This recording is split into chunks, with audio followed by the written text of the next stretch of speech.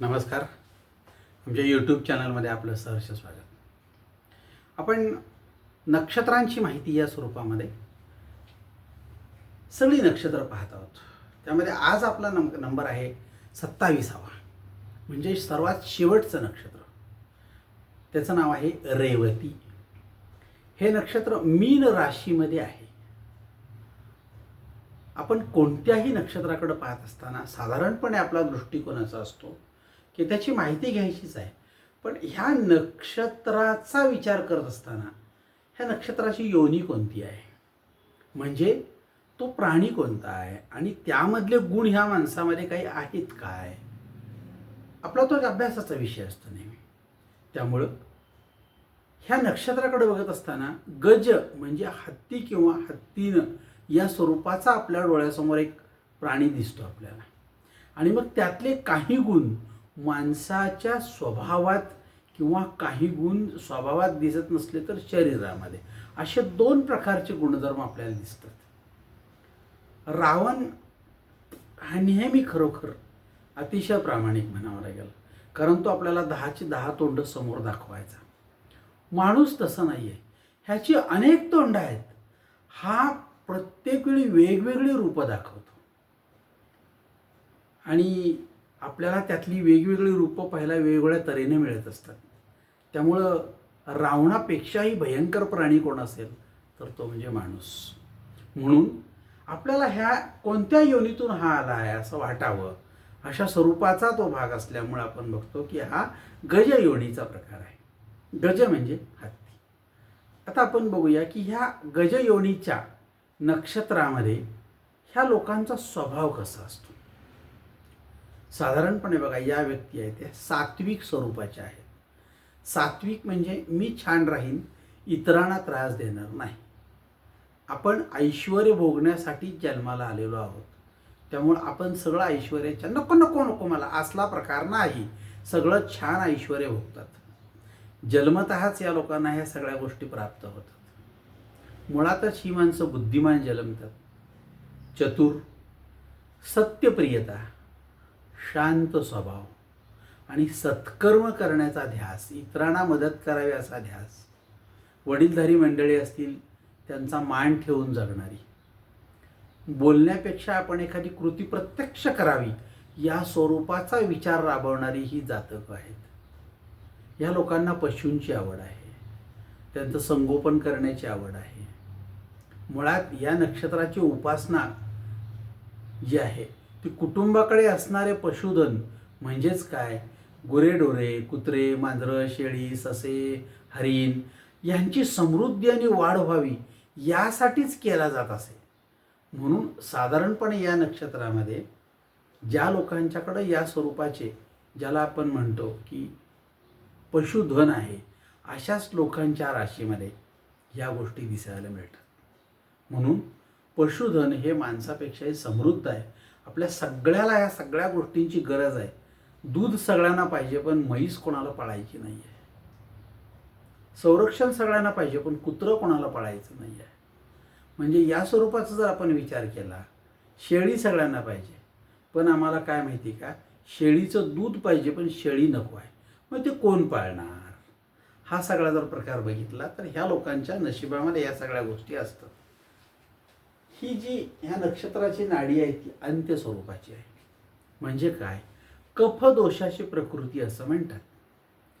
हा कफदोष शरीरामध्ये जेव्हा वाढतो तेव्हा त्याच्या वाढीमुळे छातीत घरघरणे, गुरगुर असा आवाज येणे, सतत खोकला येणे, किंवा आपण बोलताना सुद्धा मध्ये खॉक खॉक करत राहतो.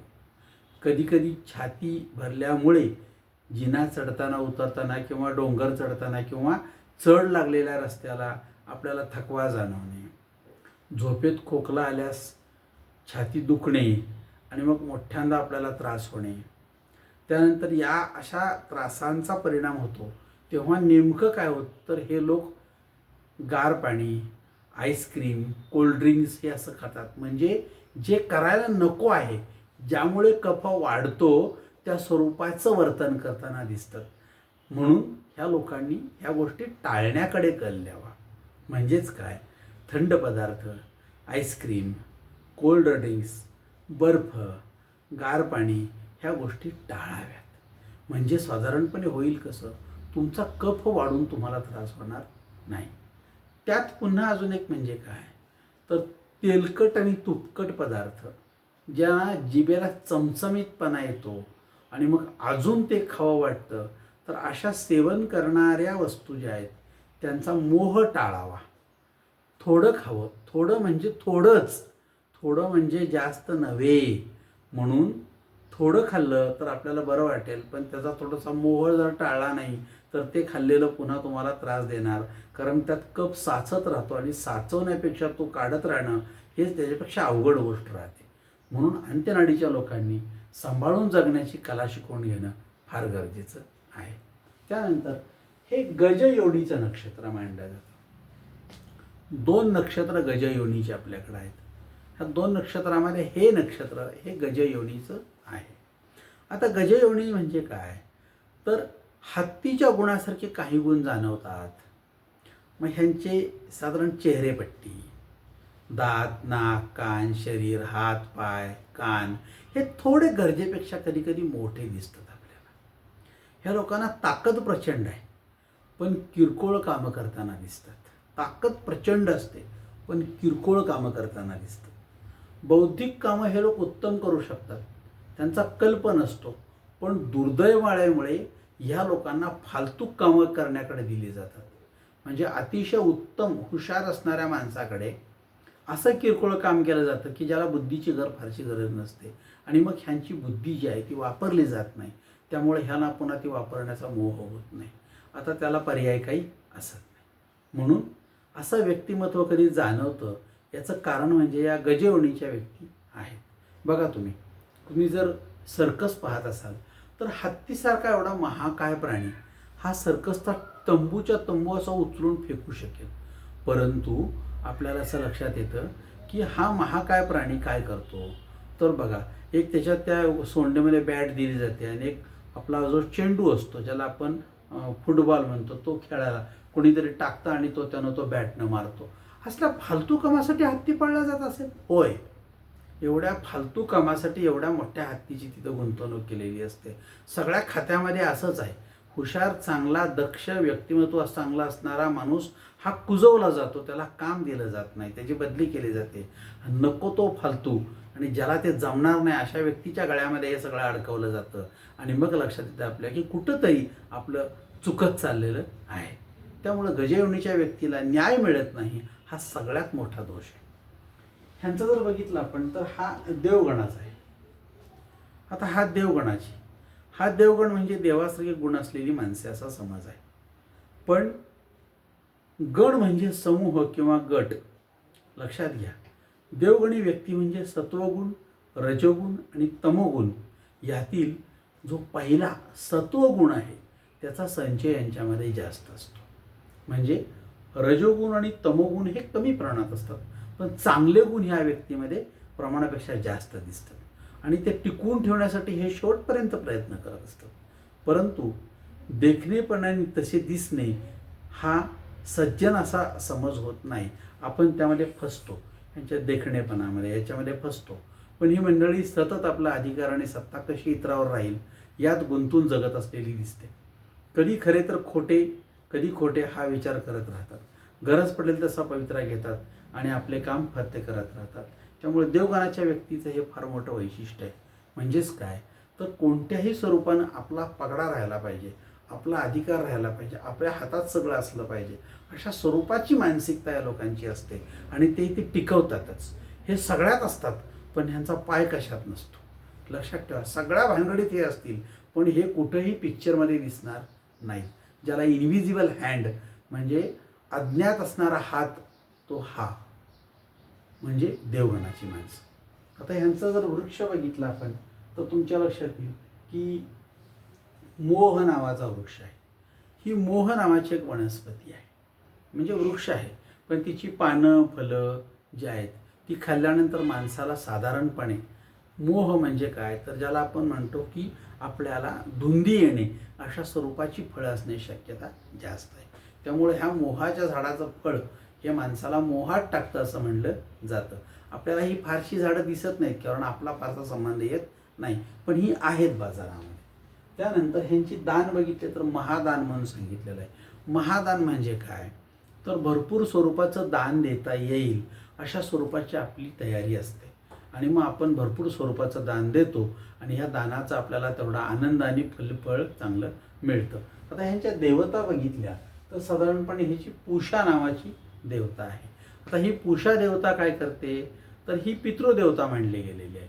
त्यामुळे साधारणपणे ह्या देवतेचा जर आपण अभ्यास केला तर लक्षात येईल की ज्यांच्याकडं पितृकर्म होत नाही अशा लोकांनी या देवतेची पूजा केल्यास तुमचं पितृकर्म जे आहे ते चांगल्या प्रकारचं होऊन तुम्हाला पितरांचा आशीर्वाद मिळू शकतो. आता ही पूषा ही देवता 3-4 जागी वेगवेगळ्या अर्थानं आलेली आहे. तिर्यंकमुखी म्हणजेच काय, वर्तमानात विचार करत जगणारी व्यक्तिमत्व होय. आता हे तिर्यंकमुखी म्हणजे कशी, तर ज्यामध्ये वर्तमानात जगत असणारे व्यक्तिमत्व म्हणजेच तिर्यंक म्हणजे समोर पाहणारी, सरळ मार्गी असणारी, आपण आणि आपले काम भले कशाला बाकीची उठाठेव करत बसायचं, अशा स्वरूपाची सगळी मंडळी यामध्ये तुम्हाला दिसते. आणि त्यामुळे ही माणसं वर्तमानात जगतात, वर्तमानात राहतात, वर्तमानात आयुष्यामध्ये सगळ्यात जास्त आनंद घेऊन जगताना आपल्याला दिसतील. ह्यांची दृष्टी बघितली तर ही अंध स्वरूपाची आहे.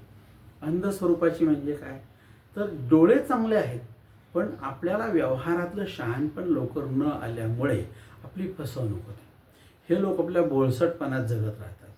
फाटक्या नोटा, खराब माल, किमतीत आणि वजनात यांची फसवणूक होणे, एक दाखवणे आणि दुसरी वस्तू यांना देणे, या स्वरूपामध्ये वाटप करत असताना वाटपामध्ये चुकीचा माल ह्यांना देणे किंवा डावी वाटणी यांच्या पदरात टाकणे, अशा स्वरूपाचं जर केलं असेल तर ह्या अंध व्यक्तीला जास्त फसवलं जातं. आणि मग एक दाखवणे आणि दुसरी वस्तू देणे याच्यामध्ये लोक परत पण येत नाहीत. फार मोठ्या प्रमाणावर फ्रॉड यामध्ये होतो. आपल्याकडे मापात पाप अशी फसवणूक यांच्या बाबतीमध्ये होते. दाखवायचं आहे आणि प्रत्यक्षात द्यायची आहे. आता हे जे बघितला तर आपल्या लक्षात येईल की हे अंधदृष्टीच्या नक्षत्रामुळे होऊ शकतं. त्यामुळे ह्या लोकांना जर फसवणूक होत असेल तर त्यातल्या त्यात शहाणपणाचा माणूस किंवा शहाणा माणूस आपल्याजवळ बाळगणं ही त्यामधली सगळ्यात चांगली गोष्ट असते. पण त्यावेळी तशी बुद्धी झाली पाहिजे, आपल्याला होत नाही. ज्या माणसाला जागेचे व्यवहार कळत नाहीत, गुंठेवारी कळत नाही, बिल्डर खूप लोकांना फ्लॅट घेताना फसवतो, त्या लोकांनी एवढे त्या 10-20 लाख रुपये खर्च करतील पण 10,000 रुपये खर्चून एखादा चांगला त्यातल्या त्यात हुशार वकील दिला आणि त्याला सांगितलं की तुम्ही बघा, तो मला फसवेल, तुम्हाला फसवणार नाही, तर तो माणूस यांना फसू न देता काय 10-15 हजार रुपये घेईल पण ह्यांची मस्तपैकी छान सगळी व्यवस्था करून ह्यांच्या ताब्यात फ्लॅट देईल. पण आपल्याला तशी बुद्धी होते का बघा, नाही होत आपली. म्हणजे 15,000 गेले तर चालतील पण मी निवांत झोपून सगळं त्याच्यामार्फत केल्यामुळे तो चतुर असतो. तो कोणाला बळी पडत नाही, त्याला कोण फसवत नाही कारण त्याला व्यवहार माहीत असतो, आपल्याला माहीत नसतो. पण आपण त्या मार्गाने जाण्याचं टाळतो, 10-15 हजार रुपये जाण्याचं टाळतो आणि पुन्हा मग 50,000 रुपयाची आपली फसवणूक झाल्यानंतर आयुष्यभर त्या गोष्टी ज्या आहेत ना त्याला मनस्तापानं तोंड देत राहतो. तर ह्या गोष्टी टाळण्याची जर गरज असेल अंध व्यक्तींना, अंधदृष्टी असणाऱ्या व्यक्तींना, तर त्यांनी शहाणं होऊन एखादा चांगला त्यातला शहाणा माणूस आपल्या पदरी बाळगणं, त्यासाठी त्याची त्याला फी देणं आणि त्याचा सल्ला घेणं हा योग्य उपयोग ठरेल. त्यानंतर बघितलं तर बुध 17 वर्षाची महादशा जन्मताच्या नक्षत्राला आहे.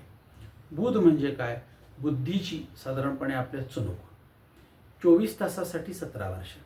म्हणजे जर 12 तासाचं नक्षत्र संपलं असेल आणि मग जन्म असेल तर 17 म्हणजे साधारणपणे 18 धरलं तर 9 वर्ष किंवा 8.5 वर्ष. त्यापेक्षा कमी असेल तर त्या तुलनेमध्ये तेवढं. मग बुद्धी, आता हा बुध जरी असला तरी महादशेमध्ये तुम्हाला बुद्धी मिळत नाही किंवा बौद्धिक फसवणूक होते असा याचा अर्थ होत नाही. तुमच्या लग्नकुंडलीमध्ये बुध कुठे आहे, तो कोणत्या घरात आहे, तो उच्चीचा आहे की नीचेचा आहे. उच्चीचा असेल तर बुद्धी उत्तम मिळेल, बुद्धीचा उत्तम वापर होईल. तेच नीचेची असेल तर बुद्धी चांगली मिळणार नाही, चांगली बुद्धी होणार नाही, चुकीच्या लोकांच्या संपर्कात जाईल आणि आपल्या बुद्धीचं काय होईल, कोंदण वेगळं होईल. म्हणजे बघा, अतिशय उत्तम असलेली माणसं, ज्यांना कॉम्प्युटरमधलं अतिशय सगळं चांगलं कळतं, ती माणसं लोकांच्याकडून कॉम्प्युटर हॅक करणे, साईट ज्या आहेत ना ते हॅक करणे, खोटं करून सायबर क्राईम करताना दिसतात. हाच प्रकार तुम्हाला बुध नीचेचा आहे, त्यातला हुशार माणूस आहे म्हणून तो सगळ्या ह्या गोष्टी करतो. साधारण माणसाला हे कल्पनेत सुद्धा नसता येणार नाही आहे. मग ही अतिशय उत्तम बुद्धिमत्ता असणारी माणसं पण बुध नीचेच असणं त्यांची हे लक्षणं असतात. त्यामुळे आपल्या पत्रिकेत बुध जर नीचेच असेल तर तुमची बुद्धिमत्ता उत्तम आहे, परंतु तुम्ही चुकीच्या मार्गाने जात.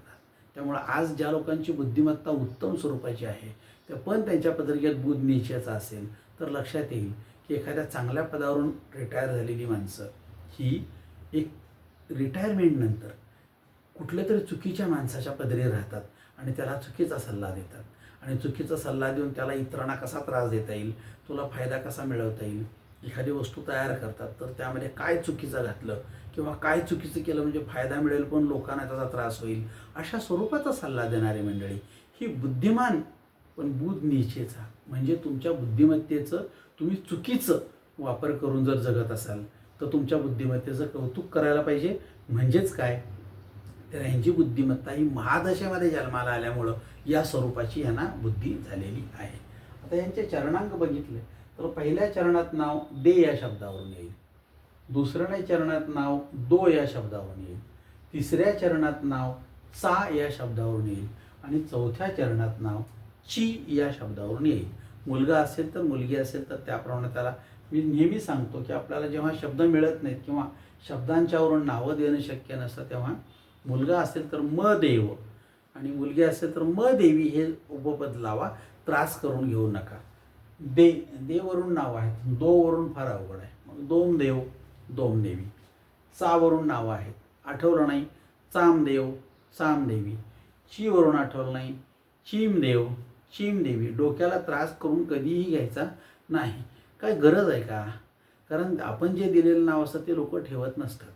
त्यांचं दिवस गेल्यानंतर पहिल्या महिन्यापासून नाव काय ठेवायचं ह्या सगळ्या गोष्टी ठरवून सगळं फिक्स झालेलं असतं आराखडा. मग आपण विनाकारण त्या डोक्याला त्रास देऊन आपल्या त्यांना काय नाव द्यायचं काहीही कोण विचारत नाही. ही असली नावं असतात ती फक्त नावरस नाव त्या आत्यासाठी असतात. त्या आत्या येऊन काय तर नाव ठेवते आणि निघून जाते, तिच्यासाठी केवळ असतं. त्यामुळे आपण ही नावं आहेत तशी द्यायची, फार त्रास करून घ्यायचा नाही. त्यानंतर आपण जर बघितलं तर ह्या प्रत्येक नक्षत्राच्या चरणाला एक त्यांनी काय केलेलं आहे, स्वामी दिलेला आहे. पहिल्या चरणाचा स्वामी आहे गुरु, दुसऱ्या चरणाचा स्वामी आहे शनी, तिसऱ्या चरणाचा स्वामी आहे शनीच आणि चौथ्या चरणाचा स्वामी आहे गुरु. हे तुमच्या पत्रिकेमध्ये कुठे आहेत यानुसार तुम्हाला त्या त्या स्वरूपाची बुद्धी आणि त्या त्यावेळी तुम्हाला ती बुद्धी म्हणजे काय. तर समजा इथं शनी असेल तर तुम्हाला ती बुद्धी कधी होणार, तुमच्या लग्न कुंडलीमध्ये शनीची महादशा जेव्हा सुरू होते तेव्हा तुम्हाला त्या सगळ्या बुद्ध्या होणार. आणि मग आपण म्हणतो की मला असं का वाटलं, मला तसं म्हणायचंच नव्हतं, मला तसं करायचंच नव्हतं, तर ती महादशा तुम्हाला तसं करायला भाग पाडत असते. त्यामुळं ह्या सगळ्या गोष्टींचा विचार एकदा आपण करायला पाहिजे. ही रास आहे मीन. आता मीन राशीची त्यांनी चित्र दाखवली ती म्हणजे काय तर दोन मासे आहेत उलटे सुलटे. कारण असं की ही रास जी आहे ती जलचर वश्य असणारी रास आहे. त्यामुळं राशींची चिन्ह दाखवताना तुम्हाला वश्य काय आहे या स्वरूपाचा विचार केलेला असणार आहे. त्यामुळे ही वश्य स्वरूपाची रास. हिचा स्वामी आहे गुरु, त्यामुळं गुरुची उपासना हे सांगितलेलं आहे. कायमस्वरूपी ह्या लोकांना गुरुची उपासना करावी, कारण चांगला गुरु मिळणं ही आज क्रमप्राप्त असणारी गोष्ट त्यामध्ये असेल. त्यानंतर ही रास जी आहे ती विप्रवर्णाची, म्हणजेच विचार करत असताना वैचारिक स्तर जो आहे आपला तो म्हणजे काय तर वरून खाली येणारा. म्हणजे कोणतीही गोष्ट विचार करत असताना अगोदर चांगलं काय म्हणजे बघा हॉटेलमध्ये गेल्यानंतर जे लोक विचारतात का नाही की काय ताजं आहे, छान काय आहे, त्यापेक्षा कमीत कमी काय किमतीचं काय आहे हे विचारणं, असा विचारणारा वर्ग जो असतो तो विप्रवर्णी असत नाही कधी, तो शूद्रवर्णी असेल. पण चांगलं आणि ताजं छान काय आहे असा विचारणारा वर्ग विप्रवर्णी असतो. त्याला चांगलं काय याचा ध्यास नेहमी असतो आणि तो नेहमी सकारात्मकतेकडून नकारात्मकतेकडे जाईल. त्यामुळं टॉप टू बॉटम वरून म्हणजे किती मार्क पडतील म्हणल्यानंतर पहिल्यांदा 99 इथून जर सुरुवात तो करत असेल तर निश्चितपणे त्याचं काय आहे तर विप्रवर्ण असेल. पण आम्ही जर म्हणलो काय 35 पास होईल की, तर आमचा वर्ण कुठला आहे विप्रवर्ण निश्चितपणे नाही. म्हणजे तू पास होण्यासाठी परीक्षा दिली, तुला खालून वर जायची सवय आहे 9. त्यामुळे विप्रवर्ण हा ह्या मीन राशीमधला सगळ्यात मोठा भाग ठरतो. त्यानंतर जलचर ही जी आहे ते वश्य आहे. त्यामुळे ह्या लोकांना जलचरांच्या बद्दल थोडीशी अटॅचमेंट अधिक असणं हा त्यातला सगळ्यात मोठा भाग ठरतो. आणि ही जलतत्वाची रास आहे. आपण नेहमी विचार करतो की जलतत्वाची रास म्हणजे काय, तर पाण्याचा जो स्वभाव आहे, स्वच्छ, स्निग्ध, मधुर, इतरांना पवित्र करणारा, तशी ह्या व्यक्तींच्यामध्ये गणितं असतात सगळी. की ह्या लोकांचा स्वभाव जो आहे तो असाच पवित्र, स्निग्ध, स्वच्छ, मधुर, इतरांच्यामध्ये मिसळत असताना कोणत्याही कॅटेगरीमध्ये मिसळा तुम्ही, तुमचं व्यक्तिमत्व हे तुमच्याबरोबर राहून तुम्ही त्यात मिसळता. परंतु तुम्ही जरी त्यात मिसळला असला तर त्याप्रमाणे जगत असला तरी तुमचा मूळचा स्वभाव तुम्ही सोडत नाही. त्यामुळं तुमचा स्वभाव तुमच्याबरोबरच राहतो. आपण त्यात गेलो तर वेगळे पण काही नाही, परंतु आपल्याला जगत असताना आपल्या एका विशिष्ट स्वभावाची मला हे चालत नाही असं म्हणण्याची पद्धत असत नाही. त्यामुळे ह्या व्यक्तींचं जगणं हे अतिशय सुंदर स्वरूपाचं जगणं मानलं जातं. त्यामुळे ज्यांची रास मीन आहे आणि ज्यांचं रेवती नक्षत्र आहे अशांसाठी जे लग्न कुंडली येते त्यामध्ये लग्न कुठलं आहे त्याचं आणि ह्याचं कॉम्बिनेशन मिळून व्यक्तीचं स्वभाव आणि शरीर तयार होतं. त्यामुळं नुसत्या रेवती नक्षत्रामुळं तुमचा स्वभाव तयार होईल असं नव्हे, तर तुमचं लग्न कुठलं आहे आणि लग्नामध्ये रास कुठली आहे ह्या दोन म्हणजे कॉम्बिनेशन त्यामध्ये तुम्हाला मिळण्याची शक्यता जास्त आहे. ज्यांचं रेवती नक्षत्र आणि मीन रास असेल त्या लोकांचा विप्रवर्ण आणि साधारणपणे ही जलतत्वाची रास आणि देवगण ह्या सगळ्या गोष्टी त्या लोकांना आनंददायी ठरो. त्या लोकांच्या आयुष्यामध्ये उत्तम तऱ्हेचा छान आनंद आणि सगळ्यात महत्त्वाचा कसा यांच्या स्वभावातला सात्विकपणा ह्या लोकांना जगताना आनंददायी ठरणार आहे. निश्चितपणे ज्यांची रास मीन आहे त्यांनी गुरुची उपासना 100% करावी. चांगला गुरु मिळेल आणि चांगला गुरु तुम्हाला आयुष्यामध्ये गुरुत्व देऊन तुमच्या आयुष्याचं कल्याण करेल एवढं मात्र निश्चित.